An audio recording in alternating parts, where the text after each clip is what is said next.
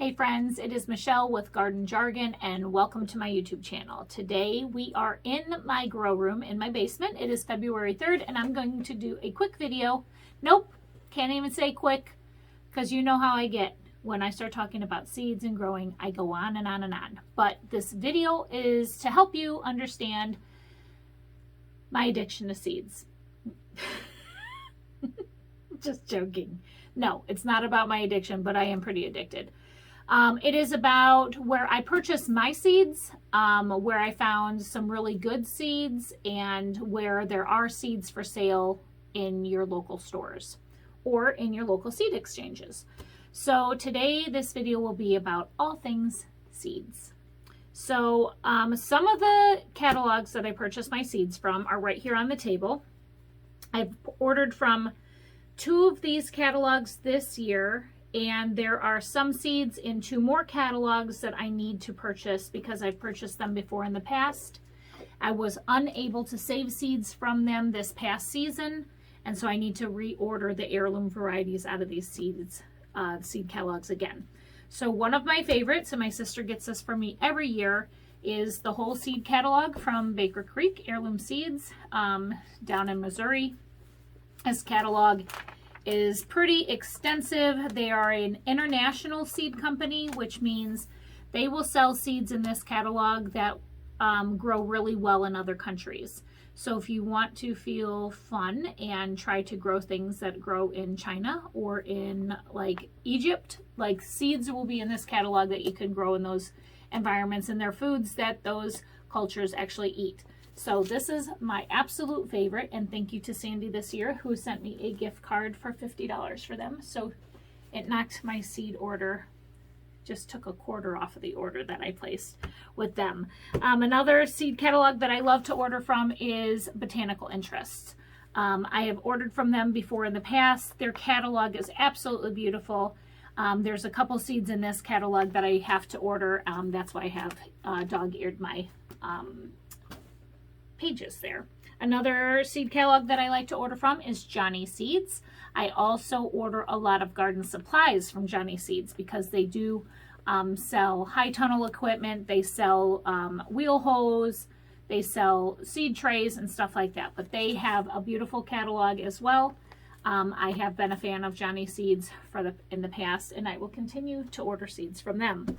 Another seed catalog that I purchased from is Pine Trees. Pine Tree Seed Catalog. The reason I like their catalog is they shove a lot of stuff into one page. Like this is one of their tomato pages. But you see they have a lot of information on each page, and it's not like 5 items on each page, so you have more time to kind of sit on one page and look at their catalog. But they have really great quality seeds in Pine Tree. Me and my girlfriend from work actually order from Seeds and Such. The more seeds you order in this catalog, the less the seed packets become. I think they start at like, what is it, $3.99 a package. They're pretty generous in how many seeds come in each packet. So we have become fans of Seeds and Such, and we always will be fans of Seeds and Such. And then also Seed Saver Exchange, which is the majority of the seeds that we ordered this year were from Seed Savers Exchange. And they have a really beautiful catalog as well. You can see the pages are really nice, brightly colored, but I think their seeds average, yeah, right around $3.50 and $3.75. But I love ordering from them as well. I just recently this week got my seed orders from Baker Creek as well as Seed Saver Exchange. So I thought I would open them with you on the phone or on the video. On the phone! It's early. I haven't even had my coffee yet. So let me open this package. This is from Baker Creek. I also like ordering from Baker Creek because they always send you free seeds. And I love that because then it's like a surprise of what you're getting. Baker Creek also, when they send you their seeds, they obviously send you your receipt. Just like that, itemized of what the total was for each thing that you ordered.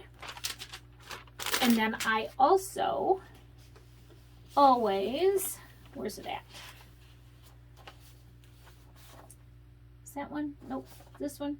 Nope. Oh, here it is. So this is my Baker Creek order. So I went shopping through the seed catalog and wrote down all the things that I wanted and wrote it on here, which should match with this. One thing you want to start with when you start seed purchasing and looking into the seeds that you want to buy is actually getting yourself a journal. I wouldn't say that I'm just a small gardener, and I'm not a production type of gardener. I do run 4 very large gardens, and 90% of the food that we grow in the gardens that I manage goes to the local food pantries in my area here in Chicago. We're in Grow Zone 5B, and so I do grow a lot of seeds in my basement in the springtime, which you can see this is just a portion, and I've created more space on the other room, but I grow a lot of seeds to start because they're very expensive if you try and buy plants at the store. So every year I make a journal just like this, a hardback journal, and in this thing I'm going to be writing down notes throughout the season, weather patterns that I see, and that's somebody like me that will do that because they're trying to do things better the next year. Some people that are just throwing a couple plants in the ground like this video might not necessarily be your interest, but I hope you stick around and watch till the end. You might catch something that you didn't know before. But this is how I start my garden season every year. And I actually wrote it on another paper until I found this journal because I really wanted the proper journal for this. So I'll transfer the information in here. But I just write down a list of all the things I want to do. And as you see, this says tomatoes, and it goes all the way down to 29. I believe I grew over 40 varieties of tomatoes last year. Even if it was 3 or 4 plants of one variety, I still grew over 40 varieties of tomatoes last year. I do have tomato tasting videos in my YouTube library, so go ahead and take a look at that, and you'll see some of the varieties that we did and that we tested. Lauren is my taste test partner. And over here I have cherry tomatoes and micro tomatoes that I'm going to be growing, and I started from the bottom up because I'm an addict and I'll keep adding to it and adding to it and adding to it. So I do want to grow a snack garden at my church garden so that when people do come visit my garden, they can pick and eat off of anything in that snack garden.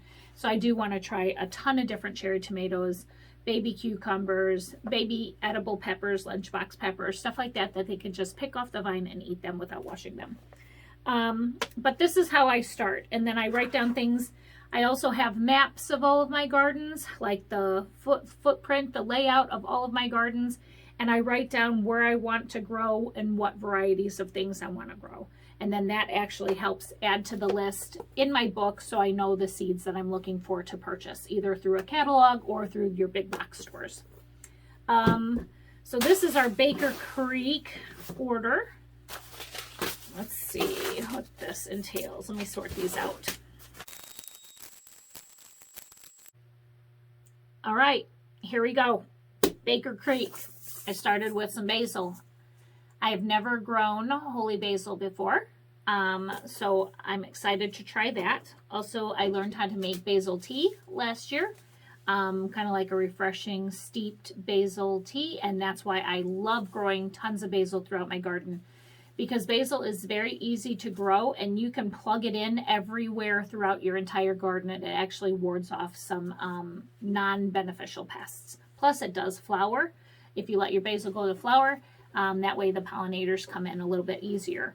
And in our area, Chicagoland area, it's hard to get flowers to bloom early in the spring because we usually go from like winter to like 90 in a matter of 2 weeks. So basil, actually, if you start it indoors early enough and get it outside, it will go to flower soon, which will kind of compromise the flavor of the basil, but it actually is a very beautiful flower in arrangements, as well as the pollinators love it. These are some peppers.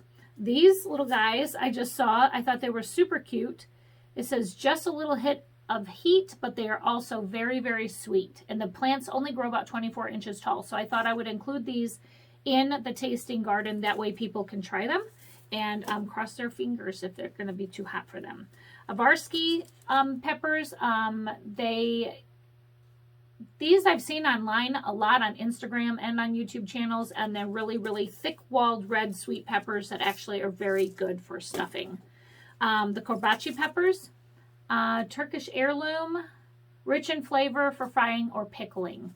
And I'd love to include some of these, because look how pretty those are, in my cowboy candy when I make cowboy candy, because you usually make it with green jalapenos, and now I'll have some red peppers in there as well. And then the Jimmy Nardello. Italian pepper brought to you from 1887. It's long, thick skin, frying pepper, dries easily, and has such a rich flavor, prolific and adaptable to all conditions. The tomatoes that I got from Baker Creek Heirloom Seeds this year were the blue cream berries, the black cherry, the pink bumblebee, and the spoon tomato. I've never grown these, but look how super cute those are. I have grown black cherry. I did save some seeds from this, but they might not be exactly this next year because I did not protect the blossoms with a mesh baggie. I did grow these pink bumblebees last year, and out of the bumblebee series, I think this tomato is the best in flavor, and the skin is thinner than the others. Also, the spoon tomato. Look how tiny those are. Are you kidding me? And that's a 65-day tomato, so I can't wait to grow this one in the snack garden as well. But I think that looks really cute. And you don't have to chop up the tomatoes to put them in a salad. You just throw in a bunch of these. Peppers from Baker Creek this year. I did get the Grande jalapeno. I did read the reviews on this, and that's another great thing about Baker Creek Heirloom Seeds. When you go on their website and you look at the seeds, there'll be reviews beneath each seed. So you'll see from people all over the United States as well as internationally that do a review on these peppers and how they grew. A lot of people said that they might have gotten a bad batch of these because they expected them to be way bigger than that they actually were. But I said I'm just going to give them a try. Some people said that. And then I also, in the other catalogs, will order a Grande jalapeno pepper, which I can get in any other catalog. So I will compare the two because I like to grow large jalapenos for the simple fact, if I'm going to make a salsa, I don't want to chop up 10 tiny jalapenos. I want to chop up one big one. And plus, I like to stuff them with cheese and bacon and put them in the air fryer. So got to have giant jalapenos. And then look at these. These are brown jalapenos. I've never grown these. So I'm excited to see how these grow. And they have a beautiful color, and I can add them to my cowboy candy. These cucumbers right here are a favorite in my garden. I will always grow these. And also the China Jade. We're going to try them. They're almost semi-seedless, thin skin fruit, and they are burpless cucumbers. So these are some cucumbers I got. Broccoli rabe, or rabe, however you want to say it. I do love growing broccoli. I have not been successful because I get infested with the cabbage moth that lays a little worm that just decimates all of my brassicas. But this will give you broccoli pieces quicker than a big head of broccoli. And so let's try it. I've never done these before, so I'm going to be starting these within the next 3 or 4 weeks. My roommate is a huge fan of this corn salad, which is a leafy green. She is German. She has talked about this for 2 years, and I finally got the seeds for it. So I'm excited to try this. I know that she's excited to eat it. The little gems, I'm going to probably put these in my green stalk planter. I love lettuce like this, little lettuce heads, and you chop it up, and it's like, I really love it with bacon and blue cheese crumbles on the top, and red onion. So hopefully I can grow some of these so I can have some of that salad. I have not been successful with lettuce because I don't start it at the right time. So I have notes in my book from last year when to start it. And also Chinese cabbage. I love cabbage in salads, but this is a little bit thinner and not as thick as like your regular head cabbage. So I'm going to try to grow it for some of those, for some of that salad. Some beans I got from Baker Creek. Thai Soldier long beans. Yes, they're bush type long bean from Thailand. The pods are unique and beautiful with tiger stripes. And no trellising needed. These are the Chinese red noodle beans. I did grow these last year. We put a couple seeds in the ground and they did grow on the same trellis as my loofah gourds. And then the Chinese green long beans. And yeah, you definitely need some support for these. And I have plenty of cattle panel trellises to put those on at the church. Melons, a forever staple in my garden is the Kajari melon. And then I'm getting this new one this year. It's like kind of like a honey rock, but it is super juicy. And I can't wait to grow this one. This one's new in my garden this year. Flowers. Always getting flowers. I think I'm just drawn to how beautiful the packages are. If you have not grown borage in your gardens, it's time to start. This stuff is amazing. The leaves and the flowers are completely edible. If you pick a leaf out of the garden and stick it in your mouth and chew on it, it tastes like cucumber. So what I did last year is I took some ice cube trays and put some of these leaves and stuff in the ice cube trays, and then I just floated in my water throughout the day, and it just gives it that little hint of cucumber. Also, my dogs eat this. Like when they were in the garden with me last year, they were eating something in the garden. I panicked and I looked down and I thought they were eating something that was not healthy for them. They were eating borage. Like they love borage. And the thing about borage is once you plant it in your garden, you'll never have to plant it again. It comes back and comes back and comes back. And the best part about it is it's kind of invasive and it's all over the place. But these plants are so easy to pull out of the ground that you just pull them out of the ground and there'll be another baby plant growing. It's almost like a weed, but a beneficial weed because the bees love borage. I thought I had white borage seeds 2 years ago and I could never find them, so I had to purchase some new ones. But this is what grows in my garden now, and I'm going to be putting this all over my garden so I have it for years and years to come. And you can always thin it out and pull it out and just compost it or whatever, but it grows really, really well. I love also nasturtium. I think I got 2 kinds. Where's the other one? Oh, here it is. Right here. 2 different kinds of nasturtium. These are really hard to germinate. It takes a while and you just have to be patient. But once they start growing and you get them outside, they look really pretty. The bees love it. And again, the plant and leaves are edible on these. You can add them to salads. Asters. I've never grown these. My girlfriend brings them to work all the time in bouquets and they're beautiful. So I thought I would try these. I never know when to start flowers, ever. Because there's not like really a guide for when to start them indoors. Because I don't know how rapidly they grow. And then dahlias. I've grown dahlias from seed before in a pot. And then at the end of the season when I empty my pots out and I compost all the stuff that was in there and re-amend that the next season, there were tubers. So I saved the tubers and planted the tubers the next year and they grew. So this is a pretty awesome process if you do get dahlias by seed to be able to save your tubers and use them the next year.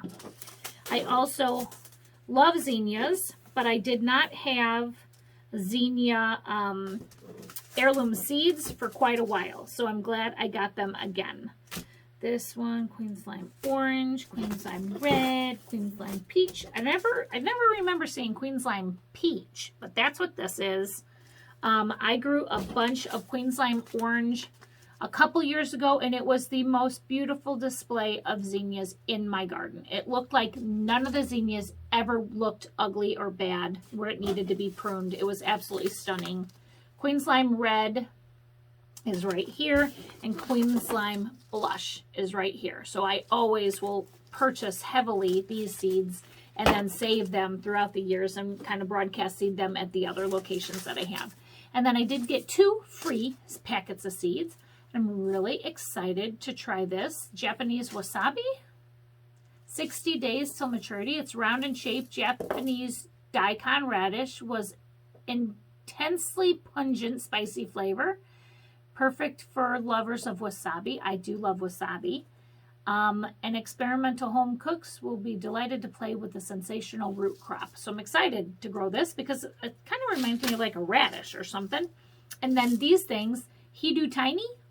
Hidu. It looks like a little bit tiny baby bok choy. I've never seen this before in my life, but I can't wait to try it. It says, the extra dwarf heads of this miniature bok choy are famous across China and in the U.S., a staple in many Asian dishes. So I'll start some of those in a tray. I have plenty of space. So that was my Baker Creek haul. And then this is Seed Saver Exchange. So let me get through sorting these out.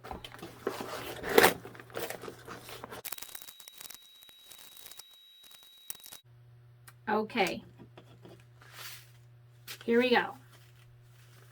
Teddy bear sunflowers. My girlfriend Lauren and I placed this order together. She's going to grow these teddy bear sunflowers, and then I'm going to steal the seeds from her. So she's growing this one. I don't even know what this is. It's called Williams sorghum bicolor. Have you guys ever grown this? Do you know what this is?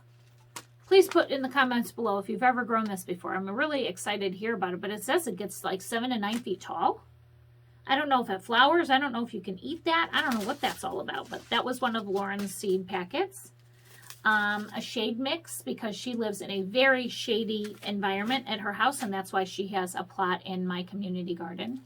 I got the Whirligig zinnias because they are just like all different kind of colors and they look crazy. Snapdragons, I've tried to grow those before from seed. The seeds are literally like smaller than a grain of pepper, like out of the pepper mill. But these are beautiful. I like the ombre colors of these, so I'm going to try to grow them again. And then Lauren also got some of these bunny tails. Look how cute those are. That's the flowers. We got squash, the honey boat squash, which is like your delicata squash. This, I ate one of these. Lauren gave this to me a couple of years ago. It was fantastic. You clean it really well. You dice it up. You de-seed it, and then you roast it like on chunks on a cookie sheet in your oven. And the whole skin and everything is edible, but it tastes like nuts when you roast it. Obviously, your heirloom Waltham butternut squash. Gotta have butternut squash every year. And then Amish melon, a really sweet, delicious melon here. And we usually trellis those on vines that grow up. Again, more basil. This is the purple basil. This is a pretty hefty packet of seeds. And then this is some more herbs here. Lauren and I got several. I got 2 packs of the Tulsi basil or the holy basil. And she got 1. Some more basil there. Stevia. I love natural sweeteners, which this plant right here, you can make a syrup out of this and you can use it to flavor your teas. Chamomile. Every year I will buy chamomile, although chamomile just comes back wherever it feels like dropping its little seeds. And then Lauren got some cumin this year. Peppers. Got different kinds of peppers. I love growing the jalapeno pepper. I do put that in my cowboy candy, and I put that like 50-50 ratio in my cowboy candy, and then I mark those jars because I want people to know that they will be less hot than the others. So I got 2 packets of those, and then look at these tequila sunrise peppers. Oh my goodness. So they are like a mildly peppery sweet pepper, if that makes any sense, but they ripen to orange. I think that's beautiful, as well as this golden treasure. And this is more of a sweet pepper, so I will probably put this in the snack garden at Ginger Creek. Rutabaga, love growing rutabaga. I love to mash this like mashed potatoes. It is that tasty. Butterfly, a weed. Lauren's going to grow some of that. I have a couple of these plants already, and hopefully they will survive on my windowsill right now, and I can plant them outside. Tomatoes. Oh, tomatoes. Gold Rush Currant tomatoes. They grow on these trusses like that. I think that's really cute. Dester tomato. I got this for some reason. Dr. Witchy's will always be in my garden. German pink tomato. These get super big. You can get almost a 2-pounder out of those tomatoes. Gold medal tomato. Hillbilly tomato. And Kellogg's breakfast tomato. Mortgage lifter tomato. And Nebraska wedding. So those tomatoes are just a few that will add to my list that I'm going to be growing this year. And then beans. Soybeans, like edamame. Never grown these before, so I love eating edamame. I buy it at Costco all the time, and it's frozen in my freezer right now, so why not try to grow it yourself? Lima beans. Purple potted beans. This is, I believe, a bush style.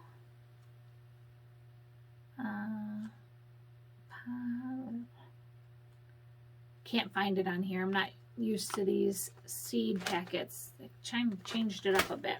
Provider beans. Always grow provider beans. They're stringless, easy to grow. And then these little beans. Hadasta? Shield figure beans? No idea. Lauren ordered these, but they're very pretty. Look at those. So those are my Seed Saver Exchange packets that I got from Seed Saver Exchange. They also gave me an itemized receipt just like that to show me what they mailed out. These seeds are, where are these? These are from Walmart. I just went to Walmart yesterday and I walked by the seeds and something happened. More seeds. So let me sort through these. Okay, so what I got from Walmart, because the packets were only like $1.44 a pack or $1.96 a pack. Like I use that as an excuse, right? I always start seeds for onions. Every year, it's actually fun to grow something like onions because you're not supposed to be starting seeds in this area until like first week of March. Well, here it is, February 4th, and I want to grow something. So onions, I can at least grow something right now. Probably some flower varieties as well. I can do like those snapdragons or something. But our last frost date is all over the board this year. I have a last frost date of like, what is it? May 20th. And then I also have a last frost date of April 29th. So if you go kind of in between there, you're looking at like the first or second week of May to plant things outside. So when you take your last frost date, which let's just go by April 29th, that's the last Saturday of the month of April, and you count your weeks backwards. 1, 2, 3, 4, I'm looking at the calendar on the wall, 4, 5, 6, 7, 8. So 8 weeks before your last frost date is in the second week of March for us. So I should be starting a majority of my seeds in March to get them ready for when the last frost date comes and we can start planting things outside. It's very confusing just because the last frost date on all the websites is all over the board. They can't just make a prediction and keep it because Mother Nature does what she wants. So I did go ahead and buy some new seeds for onions. Seed germination, if you save your own seeds from your onions, from the flowers, will drop dramatically every year. They're not really a good seed that you can save for a long period of time. So I did buy onions that will grow in my area, which is a sweet Spanish yellow onion. Again, these are the types of things that I'm not going to dedicate a whole bed for in my garden. I'm not going to have a big, like a space as big as this table and just grow a ton of onions in it. I just plant these onions throughout everything in my garden because think about it. They're not going to shade anything out. It's like a long, skinny green tube coming out of the ground that's not going to shade out anything. And also, alliums, which is this is in the allium family, there's a scent to alliums that wards off bad pests. So let's put them throughout the entire garden. And when you need an onion, you go find one in your garden and you pick it. If it's big enough, great. If not, pick 2. Onions everywhere. So I have the sweet Spanish ones. Then I also got the red onions. Now I could not find like regular onion seeds like this. These are the pelleted seeds. So a lot of companies will make the seeds like this. If you can see in that little window there, they're a little bit bigger and they have a little coating on them so that they could fit into a seeder if you're using like a row, a wheel hoe to plant your garden, or they're just easier to touch and put into your trays when you are gardening. Then I also got some bunching onions, which I will put throughout the garden as well. And these are just your green onions. I like grilling them. If they get big enough, I like to just throw them on the grill and char them up a little bit on the grill and enjoy them. Some herbs that I got sage. I usually buy sage plants and plant them from one of my local favorite nurseries. But I'm going to try to grow it from seed. I've never done that before. So let's see how easy or hard that is. And then some lemon balm so I can have some tea. Those are the herbs I got. Also, I did not realize I did purchase from Seed Saver Exchange some rutabaga, but I just found some more for $1.44 a packet. And these you can plant throughout your entire garden everywhere as well. Squash. I got tons of dark green zucchinis because I do not have a lot of seeds for these. So these are some heirloom seeds. And then I always do it. I go to Home Depot and I'll buy a zucchini, plant, but I'm the one that hunts through all of them to find the one cup that has like 10 zucchini plants in it. And then I'll put 2 of those plants in each hole at my church garden. Cauliflower. I did not have any cauliflower seeds from last year, so I'm going to grow a couple cauliflowers. Oops, that was upside down. And then flowers. I just got these because they look magnificent. These are some sunflowers. Look at this. It's called Ruby Eclipse. Have you ever in your life seen a sunflower that was this color? And this one is called Magic Roundabout. And then this Ruby Eclipse. So I want to try to grow some of these. And we have plenty of space at my church to grow tons of tall sunflowers. So we're going to have a beautiful sunflower garden. And then I also went to a seed exchange at the library. So let me sort these out. Okay, so this squash I got, I've never seen this before. It's a 50-day Argentinian summer or winter squash with a creamy flesh. It's also known as the avocado squash due to the low moisture content of the flesh, making it a creamy consistency. It's a bush-like habit and productive, relatively squash bug resistant, which is great because we get squash bugs. So I got that squash. Love to try that. Tahitian melon. No idea what this is. Nearly legendary butternut type was one of the first rediscovered heirlooms that fueled the early heirloom movement. Fruit is very large, up to 40 pounds. Orange flesh is richly fragrant, very sweet, and delicious. That'll make a lot of soup right there. I can't wait to make some soup with these squash seeds right here. Moon and Stars watermelon. I saw these several times on 2 different YouTube channels, and I've never seen the seeds before, so I thought I would try them. Moon and Stars. Sunset runner beans. Look at how pretty those are. Equally wonderful whether used as fresh, snapped, canned, or frozen, or shell beans. So I think they have very pretty flowers. Some of this bok choy. So I have some baby bok choy from the free seeds from Baker Creek, and now I have some regular bok choy. Hale's Best cantaloupe. Always grow this in my garden. I just did not know if I had the seeds saved from last year, so I went ahead and grabbed 2 packets. And these were from a seed exchange. And then some broccoli. So I'm going to do a side-by-side comparison with that broccolini that I got, as well as this regular head broccoli, so that people can see the difference in how they grow. Then I got some scarlet runner seeds here, and then purple hyacinth beans here. Very excited to grow some of these varieties because I haven't seen them before. The seed exchange that I went to was at the Aurora library here near where I live, and literally they set up tables of all the seeds that everybody has seed saved themselves, or they had extra packets, and they'll divvy out some of the seeds in different envelopes and write on them and share them with the community so that other people can grow their seeds. And you come in, and if you have extra seeds, which I took a huge bag of sunflower seeds because I had tons of sunflowers this past year, and I took in a bunch of those and put them on the table so that they would have extra sunflower seeds on their tables. And then I kind of just went shopping. And a lot of the seeds that they had, I did have. So I didn't take those, but I took some of the varieties that I did not own myself. So that's pretty much it for the seed haul that I have, other than the little seed packets here and there when I walk past the seed table at the big box stores, because I can't seem to keep my hands off them. I'm addicted to seeds. I also went through, when I first started gardening, hearing all the videos about how to seed save and saving your own seeds. And I thought, who would do that?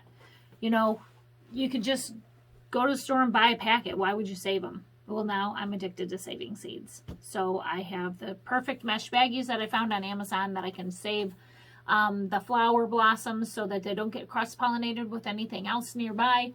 And I do save my own seeds now. But last year it was really difficult to do that, managing 4 different gardens. So this year, all the tomato varieties that I'm going to be growing in all my gardens, I will have 1 plant each in my garden. And I will specifically save these seeds because I think I've narrowed down my tomato crops down to about 20 plants that are going to be a forever in my garden. So I'll release that information as we get through the seed starting season here in my basement. I will be bringing you along for all of that. So if you are new to my channel, thank you for watching till the end. And if you have not yet subscribed, please go ahead and hit that subscribe button and the like button and let me know where you're watching from. I think it's quite amazing how people from all over the world can see some of these videos, and I hope my information was helpful. For those of you that have been on my channel and are subscribers, as always, I appreciate your support. It means the world to me. I don't think you realize how much. And I am Michelle with Garden Jargon, and I run 4 very large gardens, and I take you through the journey throughout the entire summer. I will do much better this year with videotaping how-tos and going through the garden and dealing with pest damage or squash bugs or whatever we got going on in our gardens, because I want to take you along for the ride so I can help educate you or enlighten you or encourage you. So thanks so much for watching today, guys. I hope to see you in the next video. Take care and God bless.